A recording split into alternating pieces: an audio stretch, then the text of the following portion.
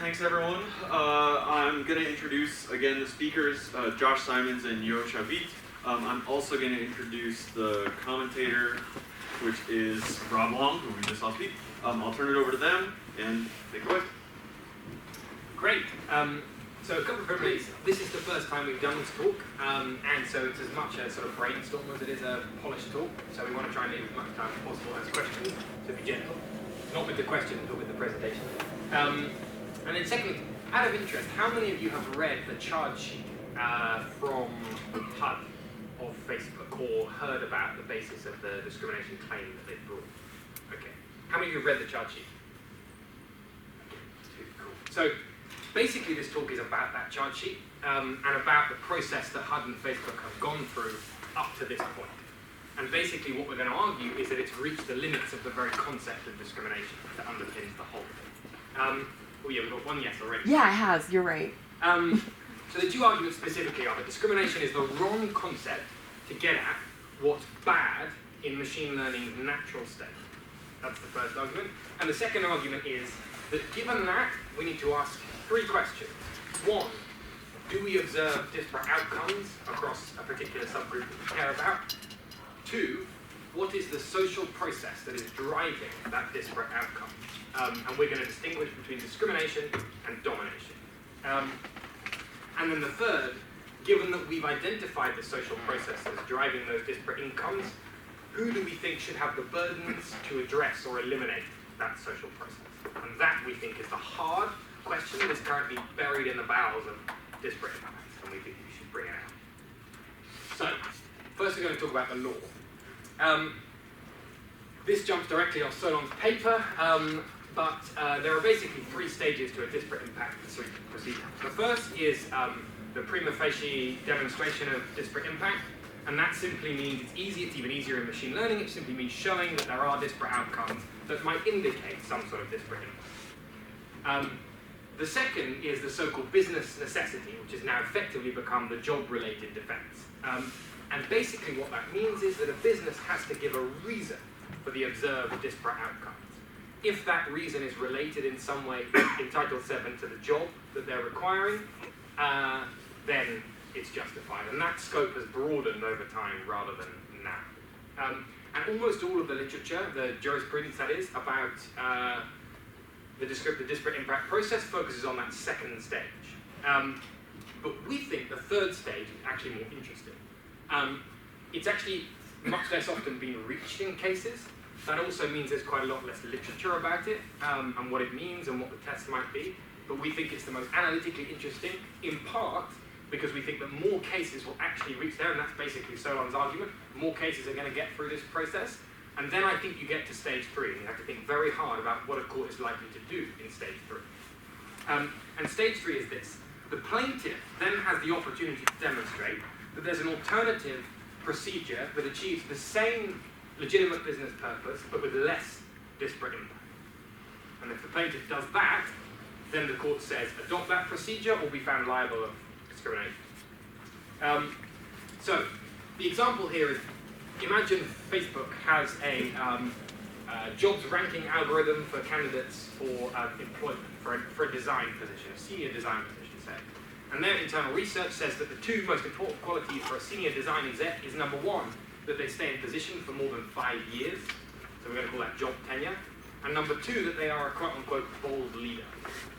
Facebook decided to use the Myers-Briggs personality test to get at bold leadership, so they say if someone's an ENTJ personality type, and if they've been in position for, if we predict that they'll be in position for more than 5 years, then happy days, they're a good employee. They adopt this thing, they unsurprisingly find that it consistently ranks men above women, because women on average stay in jobs for less long, and they are less likely statistically to be ENTJ personality types. The question we're going to ask is, what could discrimination laws say about this case, and what else might we want to say about this case that discrimination law can't say? So we're going to zoom straight to the third stage. Suppose we've got through the first two stages. They've defended that those two traits are job-related, but there is disparate outcomes. I think that there's two easy ways that you could get through this process of reasoning about the third case. The first would be something like this. Facebook has an alternative data set available. It wouldn't cost Facebook very much to retrain the model on that data set. The model that it retrained would be equally accurate, and yet there would be much less disparate. The disparity in outcomes would be much less.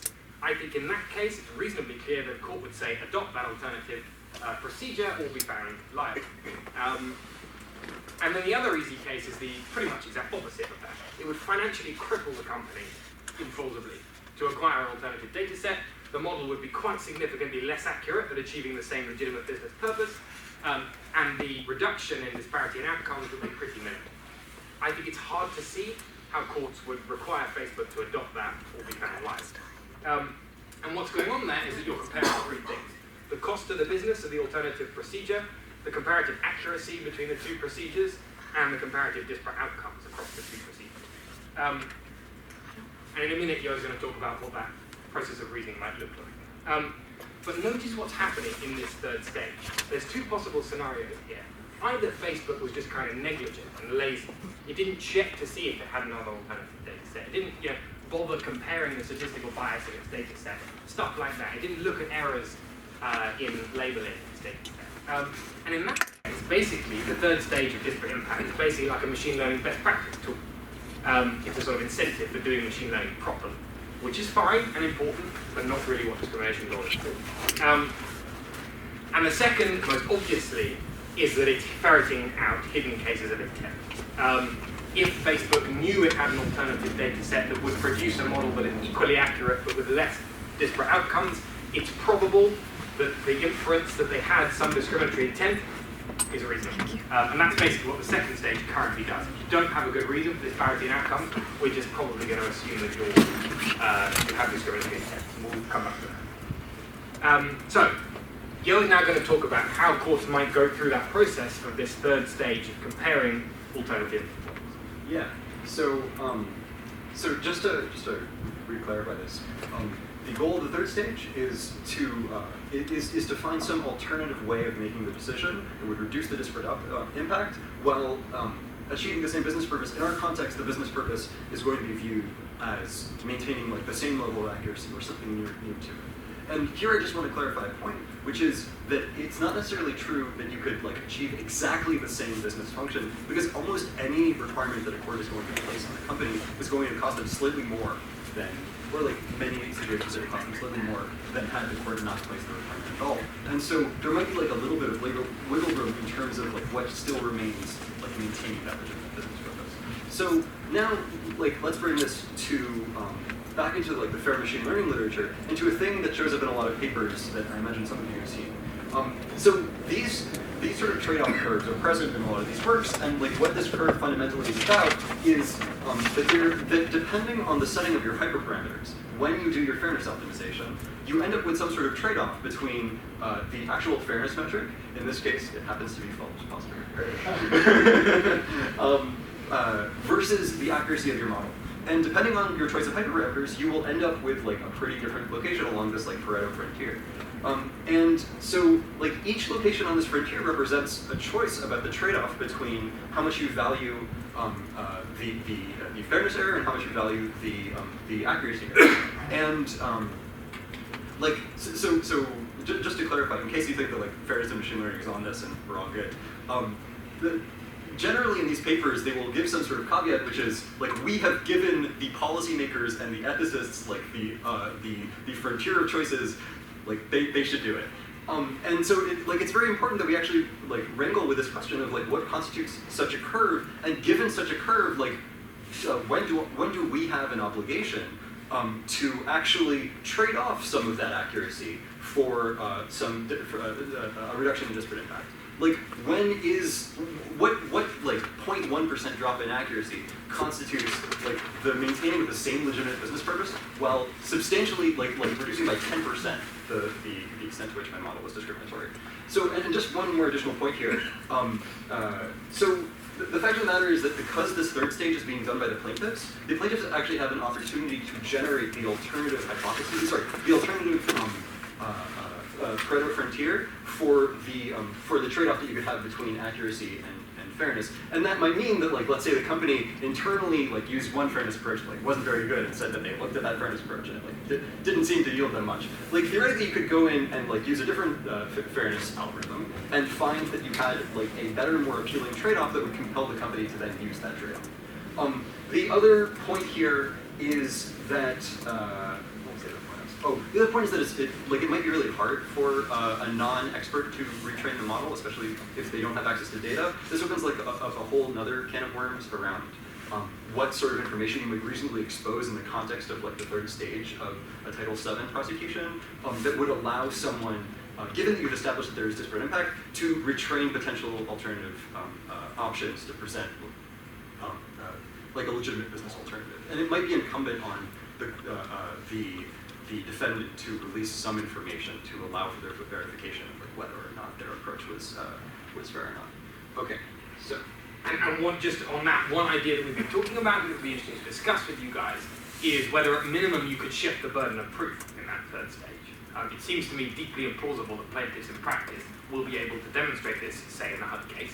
Now, HUD's not going to be able to show how Facebook's ad ranking model could have been trained with all of its like 6,000 features and blah blah blah. But it could be that Facebook has a requirement to sort of demonstrate some reasonable effort, which could be proportionate to the size of the business and so on, that it's thought about this. And that gets back to the like roots of discrimination law, which is just changing the incentive structure of people. Yeah, and actually the other thing that I forgot to mention is that though this graph might look like it's containing a lot of information, there's really only one piece of information that is particularly relevant, which is if you look at the operating point of like whatever your current location, which like let's assume is like the only value accuracy reduction and not fairness reduction at all. What you really care about is the slope of the line at that particular point, because that's like the actual trade-off that you could do. Where like if you just like were willing to abandon like a tiny bit of accuracy, you would theoretically get the most bang for your buck. And so like at what point does the bang for your buck become basically sufficient to mandate that you have to trade that accuracy or that reduction?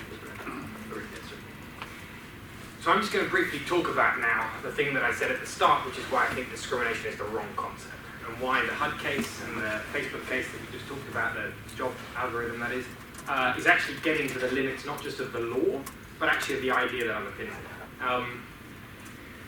So, again, as in Solon's paper, this is the last time I'll cite you, I promise. There are basically two groundings throughout the literature that you can plausibly use to justify or to describe the purpose of discrimination law. One is the anti-classification grounding, and that's basically about making a determination on the basis of, and in the whole charge sheet it says because of all the time, a particular protected trait, and usually in practice that comes down to intent. And then the second is anti-subordination, which is a much broader aim about eliminating certain relations of power in a society with a result of some historical process judged to be unjust. So discrimination theory has gone way, way, way beyond the anti-classification grounding. There's a recent book which has a interesting, very elaborate argument for why anti-subordination is necessarily at the heart of the concept of discrimination. But courts in the US have been very willing over time to go beyond the anti-classification grounding.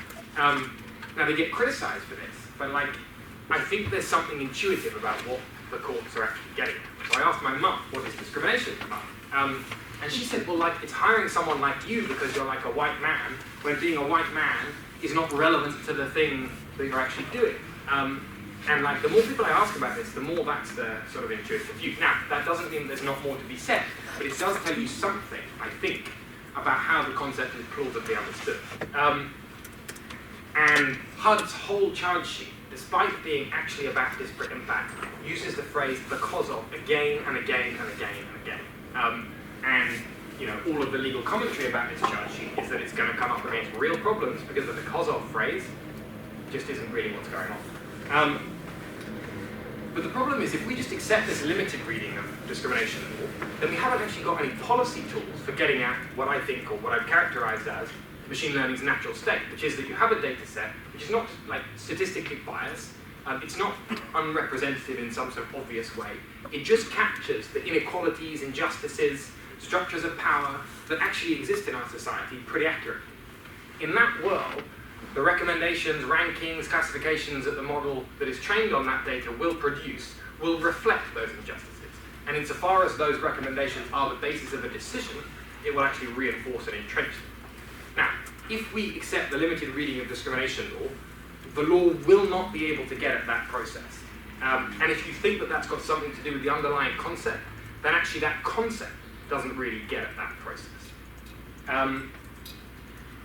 And so I think you can distinguish between discrimination and domination, and we can say much more about this, the second concept. But suppose we accept the limited reading of what discrimination, the concept actually is. Domination has a different kind of history and provenance and set of basis, and the basic structure of what you mean when you say something is a process of domination is to say that it's incompatible with the concept of political equality that underpins a democracy. We cannot be a political society of equals if we are subject to social processes of domination. And what's really interesting about the history of discrimination law in this country, and there is some really interesting work in history being done on this, is that the aims of those who pushed for Title VII in particular were quite clearly to do with anti-subordination. But they were framed in a language of anti-classification for a whole bunch of political and strategic reasons. And if you buy my argument about the limits of the concept of discrimination, they've effectively been hemmed in by that contextually understandable move. And that presents us now with a question. So, given all of that, here's a different three-stage process. It mirrors in some ways the structure of disparate impact process now, but it uses two concepts that get at different social processes. The first one is, are there disparate outcomes? Do you observe disparate outcomes? That doesn't tell you anything other than what you see, and it poses a question. And the second question is, what is the social process that is driving those disparate outcomes? And I've tried to distinguish discrimination in the narrow sense of anti-classification from subordination and domination, and tried to argue, and we can talk about it more, that they are different social processes. And then the third, and I think hardest question, is once you have identified the social process that is driving those disparate outcomes, what are the burdens that we can reasonably place on different kinds of institutions to eliminate or confront those social processes? And that, in a sense, is what Yo is now going to talk about and characterize. Great. So just as a raise of hands, who has in 2019 seen another machine learning explainer? Great. Okay, that's great. I remember being what? No. I just remember being really frustrated for years and years that every talk would have 30 minutes, exactly what I'm about to do to you guys now. But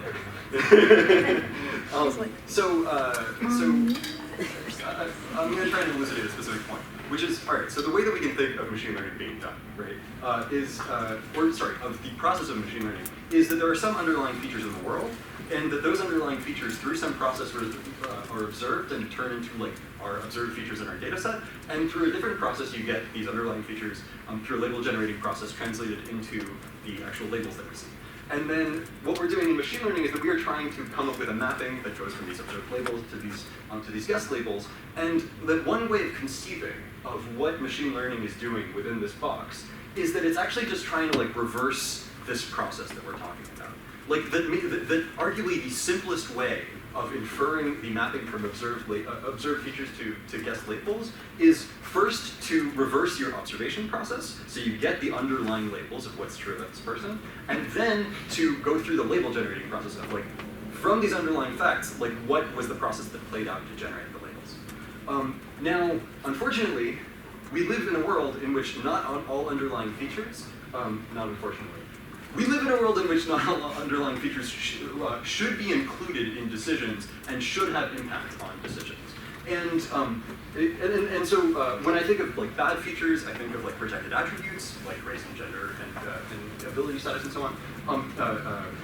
When I think of good features, I think of the epitome of good features. So trustworthiness and honesty and kindness and intelligence and so on.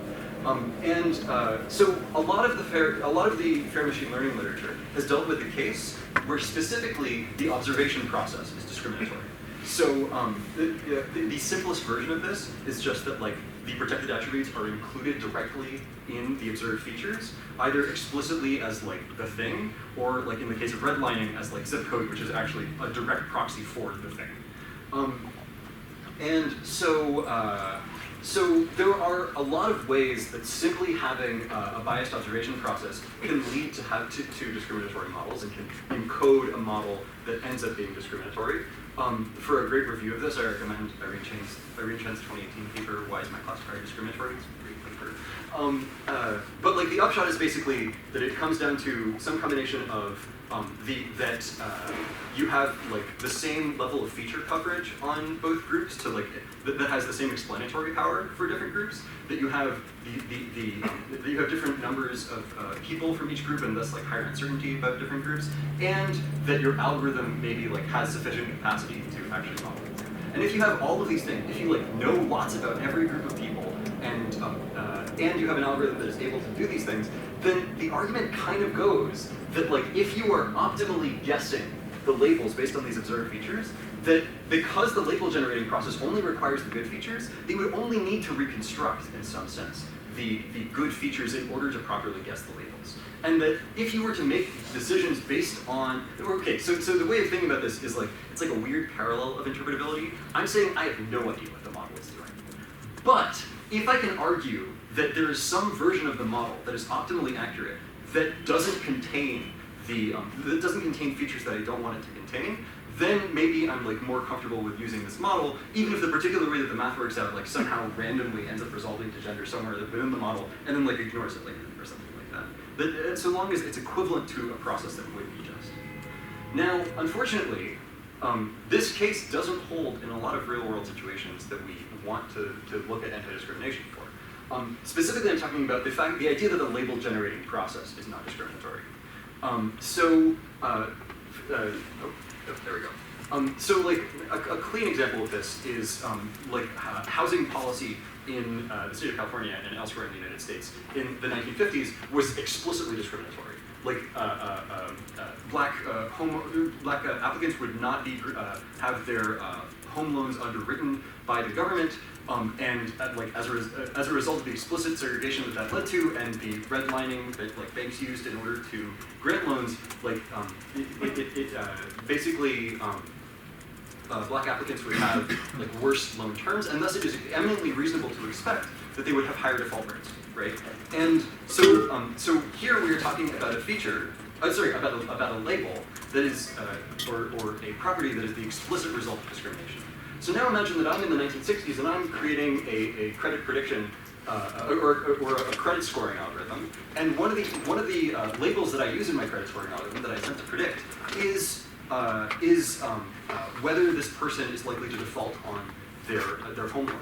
Now, if I am trying to predict that, like it would be directly to my benefit to predict that that black former homeowners would be likely to default on their home loans because the label generating process explicitly incorporated race. So just to bring that back into the way that we think about this here, even in a situation where the observed features are purely the result of like completely acceptable, or sorry, completely not explicitly discriminatory observation, so long as the label generating process contains within it like the direct use of this discriminatory underlying feature, like basically there's no way to get the labels right without implicitly reconstructing race and then using it. And so like you can make an argument that your algorithm would not be optimal, would not actually maximize accuracy if it did not at some point within it like use whatever seemingly innocent features you gave it, recombine them in some terrible way, reconstruct race, and then decide based on race. And that any like optimal algorithm would be equivalent to an algorithm that explicitly discriminates based on race.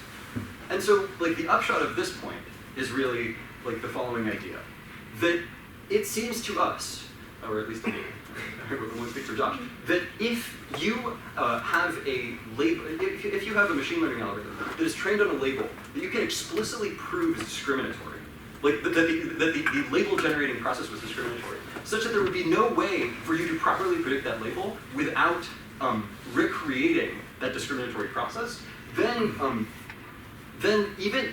simply the use of your model, regardless of whether your model incorporates the protected attribute itself, should constitute a disparate either impact or treatment violation because of the fact that like because it must be recombining things that it has access to in order to get to a protected attribute and then makes a decision based on a protected attribute. And I think that there's an interesting question here about whether this is disparate impact or treatment, because like if I told you about the fact that your label is generated in a discriminatory way, and then you continue to use it, then like in some sense this is really similar to redlining, right? In that like if you know that a particular proxy is discriminatory, then and you continue to use it, then you could argue that that is intent. I would argue that it's certainly disparate impact because there's no way that your algorithm would do anything other than discriminate. And so this is mostly on the discrimination side. If we go back into the domination side, this gets hairy because in many contexts, the underlying features that are determinative of something are going to be the results of domination. So if we look at either the sort of hypothetical Facebook example, or if we look at like the Amazon classifier that ended up basically like predicting explicitly for like first trying to find gender and then making predictions based on gender. And we don't actually know what Amazon used their label based their label on, but you might imagine that there are lots of things that like job tenure, right, ends up like being lower for women because of like systemic discrimination, but or because of any number of other things. But the point is that when your label is the result of domination, you might arguably also end up with this sort of problem where you would expect that the algorithm has to reconstruct this protected attribute that you don't want to make a decision based on. But this problem is much more difficult because it's hard to disambiguate what constitutes an underlying feature that is the result of a process of domination versus an underlying feature that is not. And so I think we would really like to hear actually your guys' opinions on yes. Yeah, just for someone who has not heard machine learning explained very often. Sure. Can you just take me through this with a specific example? So say, here's the observed feature, here's what happens, and then here's the label we get, so I can just like get everything correlated. Sure. So here are two observed features in here. So one of them is zip code, and the other is your debt to income ratio. And so now I have some set of labels that which are basically, let's say, whether or not you defaulted on your car loan. And so I want to come up with some way of recombining these features in such a way that it will end up being basically like close to what the label ended up being. And so if it turns out that that my debt to income ratio is actually like the higher it is, the more likely I am to have defaulted on my car loan, then let's say that like in a very simplified model, that I like multiply that quantity by something, and that maybe for the other quantity I find that it's negative correlated, so I subtract the quantity, and then like end up with a number. And if this number is like close enough to like what the label that I consistently want to predict is, then like I'm happy. And like that's the 1 minute version. Oh yeah. So this is just your data set basically, and this is the thing you want to predict. That's like, are you going to be a good employee? You have a proxy for that, such as personality type and job tenure. This is like all the things we know about you that might allow us to predict that. And basically what this is telling you is most of the fairness in machine learning stuff and HUD's charge sheet all focus on that stuff. Which of those you're using? The crux of Yo's argument is that we need to care a lot more about this stuff. Right? So it goes right back to the second talk today on like, having policies. What is the trade-off? What's won and what's lost by instead of talking about in policy arguments the threshold for somebody getting a particular welfare policy, let's argue about the thing that we want the welfare policy to do, and that's that, basically. Is that helpful? Yeah. And so, as a final note, like my take on this is actually that I'm not sure. Like in my opinion, this is much more the obligation of public institutions than it is of private institutions. And I say that because determining what features are the result of a relationship of domination is both a question that requires a lot of information about the history of the society and like a global view of things, and also to some extent requires some notion of public accountability. Like it would be very easy to claim. It would be very easy to claim that any number of things were relations of domination in any number of directions, and it seems like you should rely on something that would be more accountable to the public and derived from the public will in order to make those determinations. But I think Josh. That's basically, so like, imagine HUD's charge sheet was not a discrimination disparate impact process, it was a domination disparate impact process. What would that mean? What exactly would the claim be that they were leveling? And what would be the imposition that they might require at the end of that process? That's the question that we're trying to set out. And like, you know, just to draw a completely random comparison, because it may or may not be helpful, like in India, constitutionally, that kind of argument is common practice. Subordination runs much deeper in the Indian constitution, and so it's a very normal thing to do, to go through the third stage of disparate impact, like you do in the US under the concept of discrimination, under some concept of subordination. And there are a couple of like Supreme Court cases right now about whether you could do that with respect to private institutions, where the requirement is set by the legislature. So that's the question we're throwing up. What might that look like in machine learning, and what might that look like here, given this United States? Yeah?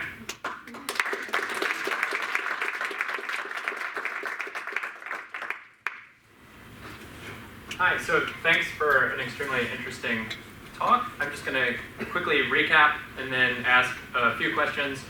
In the spirit of your introduction, a lot of these are clarificatory and just food for further thought. I'm going to be very gentle, as you said. So one claim of this talk is that discrimination is the wrong concept for thinking about a lot of the most important issues in machine learning. Another key thing this was trying to do was come up with better questions that we can ask when we're trying to find fault with the application of machine learning. So one question that we have already learned to ask is, do we observe disparate outcomes? We've also seen arguments that we should ask further questions about the social process that led to the predictions and decisions being made, and how those processes are bound up in relations of discrimination, and crucially also relations of domination. Then there's a further question of, given that we've identified the social process, who has the burdens of addressing these problems? So I'm just going, that's it by way of summary. Just a few questions. Is discrimination always the wrong concept for machine learning, or is it just that it's not exhaustive? I take it that your claim might be closer to the second, but that's just for clarification. It seems to me that there still might be plenty of uses for the concept of discrimination. This second question is just super clarificatory. By the way, I didn't make a handout, so like if you need to be reminded of what these questions were, I'll let you know. Again, very, very gentle. Secondly, I would actually just like a primer on, in current law, what constitutes disparate impact. What are the relevant measures for when there's like enough difference between groups for there to be a disparate impact? That would be helpful. Now for a little bit more substantive questions. Is it possible that there are just two very different concepts that both get called discrimination? And in fact, there's a huge debate in philosophy of law about whether disparate treatment and disparate impact really should both be called discrimination and should be thought about in kind of similar ways. So here's just a quote from the philosopher Ben Idelson, who thinks that they should not. He says, far from being a basic concept to be accommodated in a general account of discrimination, disparate impact is in effect a construct for improving the status and welfare of disadvantaged groups by improving the representativeness of workforces in general. Now, it seems from your talk that you definitely agree with the second part, that part of what we want from disparate impact is a tool for getting private actors to help make for a more just society. So the question is, what's the relationship between that construct and prohibitions on disparate treatment? Another question is, how much of this do you think is distinctive about machine learning in particular? Don't human actors always seek to maximize accuracy and profit, often at the expense of an equitable and just society? Is it simply that machine learning is just exacerbating this? Are there any concepts that we need fundamentally to think about it in the ML case? I now suspect the answer is yes, due to this interesting stuff about reconstructing features. And my last question is about that. It's just a call for more clarification about what it means to recombine features and then decide based on race. So this might be related to the clarification question we already said. what's the test for when I've recombined features into essentially race? So to take an example dear to my heart, take the COMPAS algorithm. COMPAS does not use race, but it does use age and past rearrests. And it does predict that blacks are at high risk of rearrest more often. According to your definition of recombining and then deciding based on race, is COMPAS recombining and deciding based on race? Or is it merely using things that are correlated with race and with the target outcome? So I would just like a little bit more clarity on when like the statistical test is for when you picked up on things that are correlated with race, which most things are, and when you recombined. And that might just be, I think a lot of that's just my ignorance about in all things. So that's all I've got, and I will remind you what all the different questions are if you need. No, I've got 1 to 5. Did I miss one? 1, 2, 3, 4, 5. Yeah, that's fine. Okay. So I'll just whiz through the first few and then leave the last one. I mean, they're all like great questions. Some of them are really hard, and I don't have a good answer to them. But the first is I just wrote not exhaustive. Oh yeah, that's right. Not exhaustive is the answer. All right, 1 out of 5. Let's keep we're gonna roll through this. To the second question. Sorry, what was the first question? Sorry. Is it always wrong or just like not enough? Is it? Yeah. It's 40% always wrong, but I took it that was like. We did, and like we're like trying to get everyone's attention. Yeah. Great. To the second point, like this is a deep question, and there's no simple answer to the question of what courts would find as disparate impact. But I think the most interesting to me at least, is the trend of each of the requirements, like the direction in which case law is moving, and in all cases, like the requirement for demonstrating it is actually narrowing. The business used to be the business necessity defense, i.e. necessary for the business. Now it's just job related. That's a much broader requirement. And some people think like all we need to do is go back to that and problem solved. I actually don't think so, but it is broadening. And then the requirement to adopt, I really don't understand. Have dug down, and it seems to me that courts use completely different. I mean, some operate on more this, but completely different ways of thinking about that. And part of the reason why it's still at a very early stage is that it's amazing how few cases actually get there. So that's that. But tell me if that's not satisfactory. The two concepts, I think yes, but actually I want to argue that the idea that you can use the concept of discrimination to support the anti-subordination thing, I'm not convinced. I think that the fact that we try to is a product of a very interesting history. And I know the history is not a satisfactory analytic argument against it. We could go into why I think it doesn't, but I think there actually aren't two reasons. The last thing is machine learning distinctive? I think in lots of ways answer that is no.